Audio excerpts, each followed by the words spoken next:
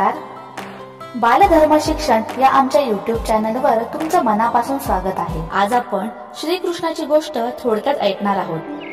चला तर सुरू करूया. खूप वर्षापूर्वी मथुरा नावाच्या नगरीत कंस नावाचा दुष्ट राजा राज्य करत होता. त्याच्या बहिणीचे नाव देवकी आणि तिच्या पतीचे नाव वासुदेव होते. भविष्यवाणी झाली की देवकीचा 8वा मुलगा कंसाचा नाश करेल, म्हणून कंसाने त्यांना कैदेत टाकले.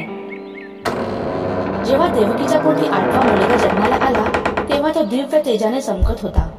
तोच श्रीकृष्ण. त्या रात्री चमत्कार झाला. कारागृहाचे दरवाजे आपोआप उघडले आणि सैनिक गाढ झोपी गेले. वासुदेवाने श्रीकृष्णाला उचलले आणि त्याला भर पावसात गोकुळला घेऊन गेले. तिथे नंद आणि यशोदा यांनी त्याला आपला मुलगा मानले. श्रीकृष्ण गोकुळात मोठा होऊ लागला. तो खूप लाडका होता आणि नेहमी माखन चोरी करायचा, म्हणून त्याला माखनचोर म्हणत.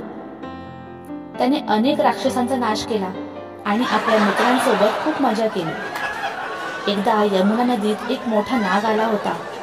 त्याने त्या नागावर उडी मारून त्याला हरवले आणि नदी स्वच्छ केली. जेव्हा तो मोठा झाला तेव्हा तो मथुरेला गेला आणि कंसाचा वध करून जनतेला त्याच्या अत्याचारातून वाचवले. नंतर त्याने सुंदर द्वारका नगरी वसवली. महाभारताच्या युद्धात त्याने अर्जुनाला गीतेचे उपदेश दिले आणि धर्म, सत्य, कर्तव्य शिकवले. श्रीकृष्ण फक्त एक राजा नव्हता, तर तो प्रेम, ज्ञान आणि भक्तीचा मार्ग दाखवणारा महान व्यक्ती होता. त्याच्या गोष्टी आपल्याला नेहमी चांगले काम करण्याची प्रेरणा देतात. धन्यवाद.